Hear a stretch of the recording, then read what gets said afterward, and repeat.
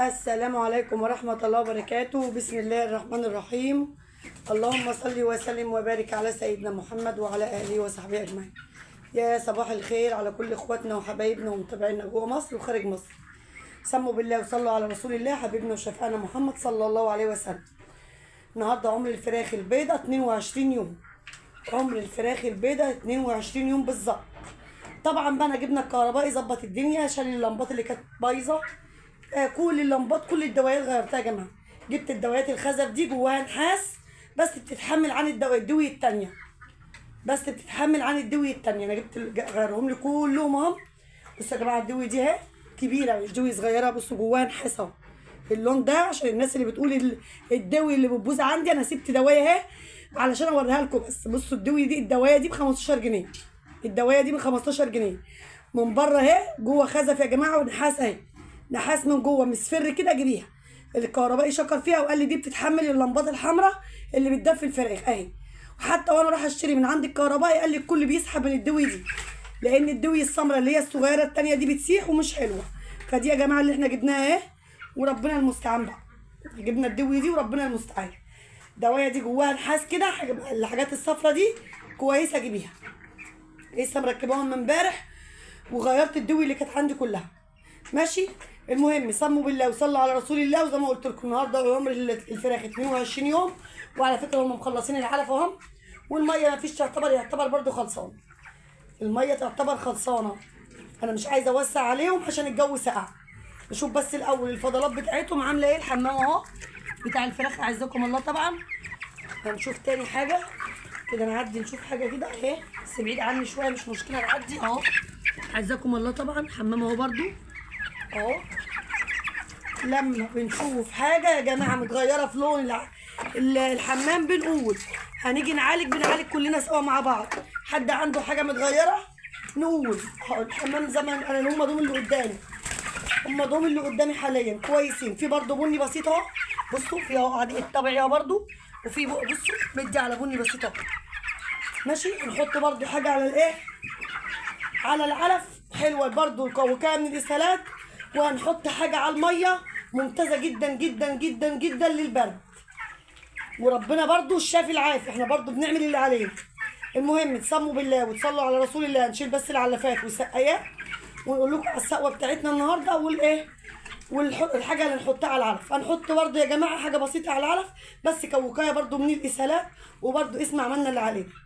والنهارده عاملين يعني سقوه حلوه جدا جدا جدا مكونه من حاجتين اتنين بس. سقوه ممتازه جدا جدا جدا للبرد وممتازه جدا بجد لان اللي جربتها قبل كده كانت كويسه بفضل ربنا. المهم هنغير بس الميه ونشيل العلافات كده ونظبط الدنيا والمكان كده ونرجع لكم تاني. بس اهم حاجه تصلوا ايه، صلوا على حبيبنا وشفيعنا محمد صلى الله عليه وسلم. بصوا بقى احنا حطينا حاجه واحده بس كوقايه من الاسهالات. حطينا في وسط الاعشاب دي حاجه واحده بس كوقايه من الاسهالات. حطينا نشا. عندك رز مطحون مع النشا يبقى كده عملت الصح مع الفراخ. هو النشا كويس برضو بس لا بيكملوا الرز المطحون. ماشي. المهم احنا حطينا نشا، حطينا حبه البركه مضاد سموم طبيعي ما كانش عندي جبن.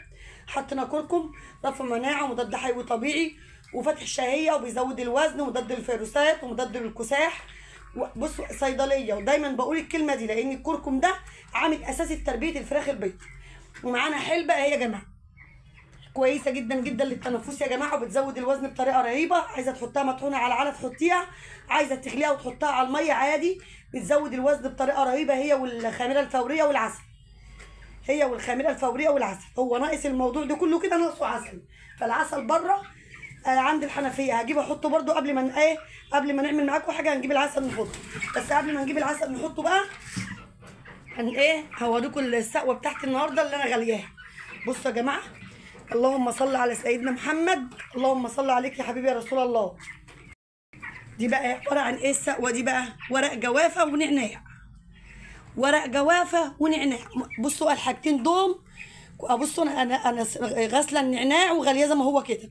ودي يا جماعه ورق جوافه والله جايباه من الناس اللي جنبنا جيراننا من الارض من عندهم. جبته وغسلته وحطيته في مصفى كده، ان هي دي حاجه بقى طبيعيه من الارض اهي، غالياه علشان ايه لو في برد في اي حاجه. ورق الجوافه دي ممتاز جدا للبرد يا جماعه، ممتاز جدا مع النعناع للبرد. عندك ليمونتين 3 فريش وعايزه تحصريهم عادي، احصريهم عليها. يعني لو عندك ليمون فريش وعايزه تعصريه، بس الليمون ما ينفعش تغليه مع السقوه دي، لان الليمون لما بيغلي مع حاجه بيفسدها. فاحنا دايما بنغلي اللي احنا عايزين نغليه، والليمون دايما بنحطه فريش، يعني بنجيبه بعد ما بنغلي خالص وبنعصره على الحاجه.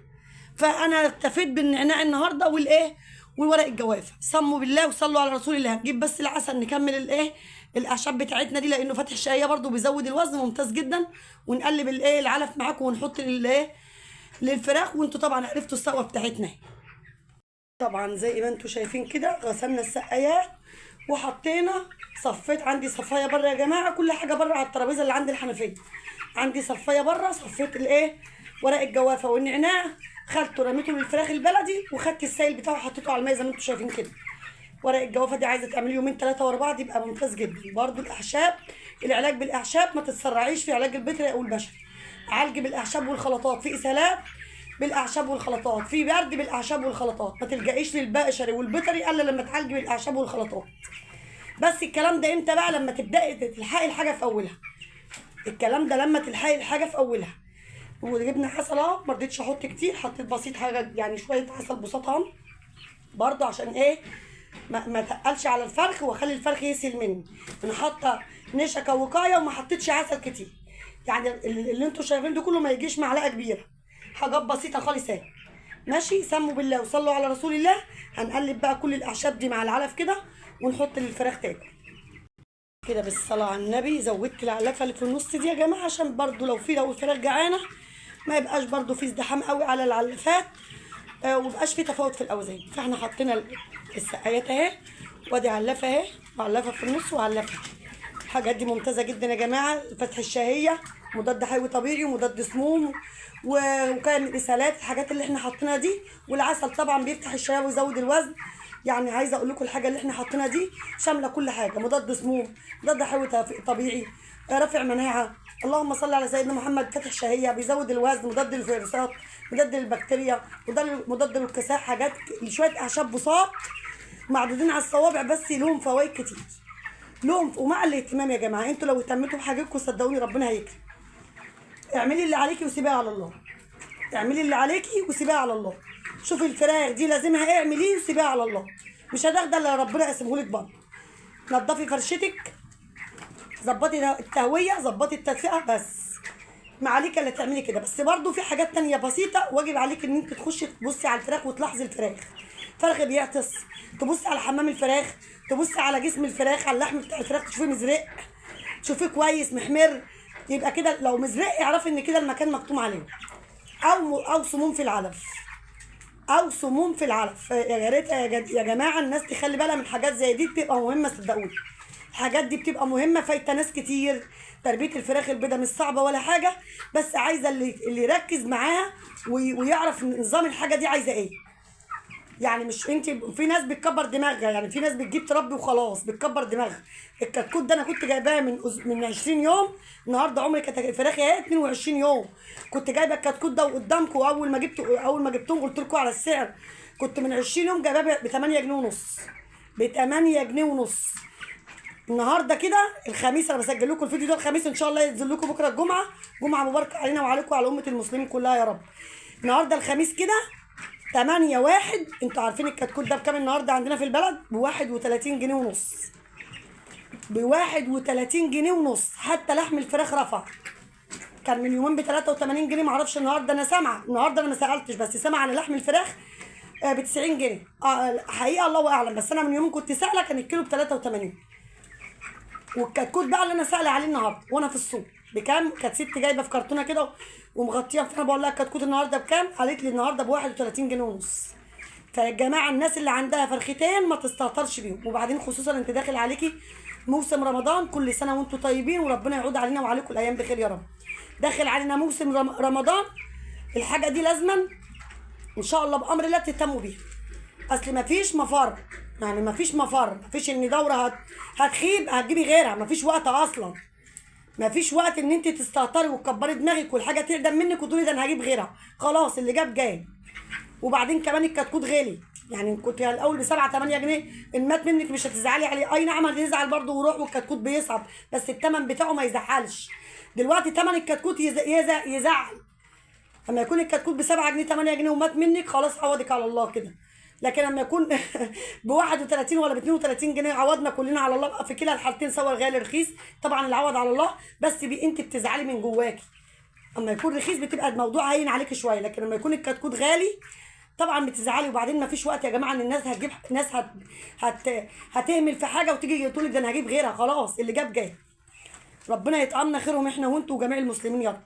ماشي. خلي بالكم من حاجتكم، اللي عنده فرختين يهتموا بيها بيهم. تعالي على نفسك شويه وتعبي شويه. احنا كده كده ما فيش ست مرتاحه يعني، الحمد لله احنا كلنا تعبانين وشقيانين، بس بنقول ربنا يدينا الصحه واحنا نشتغل ونعمل كل حاجه. في ناس بتتمنى كده تتحرك حركه كده، فاحنا الحمد لله طالما فينا صحه وربنا مدينا صحه ما نبخلش لا على بيتنا ولا على حاجتنا يا جماعه. قوموا وتنشطوا وشوفوا حاجتكم وشوفوا اللي وراكم وتعبي، ما يجراش حاجه. يعني تعبي 40 يوم ولا 35 يوم حسب ما بتطلعي دورتك، ما يجراش حاجه لما تتعبي شهر على فراخك وربنا يكرمك. اللي بيتعب بيلاقي، اللي بيكبر دماغه ما بيلاقيش. يعني انا كنت عامله لهم النهارده الصبح خلطه البصل والثوم والليمون، خلصوها داخله الاقي العلقه كانت اخر يوم النهارده، وما سكتش، جبت قلفين وادي عملت ورق جوافه ونعناع، وبحط حاجات برده كويسه لفتح الشهيه وحاجات كويسه برده للتنفسي، ومش ساكته، وبرده قدام ربنا بعمل اللي عليا. ماشي. يلا حبايبي، دي الفيديو بتاعنا كان النهارده. بصوا الفراخ لو جعانه، بصوا حتى انا داخله كانوا هم مخلصين العلف، لو جعانه ما كنتش هتشوفوها نايمه كده، لان انا دايما بحط الاكل والميه بزياده للفراخ. دي الفيديو بقى بتاعنا كان النهارده، يا رب يكون عجبكم ونال رضاكم. بس بالله عليكم اللي شاهد الفيديو يحط لنا اللايك فضلا وليس امرا، نبقى جزاك الله كل خير. اشوفكم على خير واشوفكم فيديو جديد، والسلام عليكم ورحمه الله وبركاته.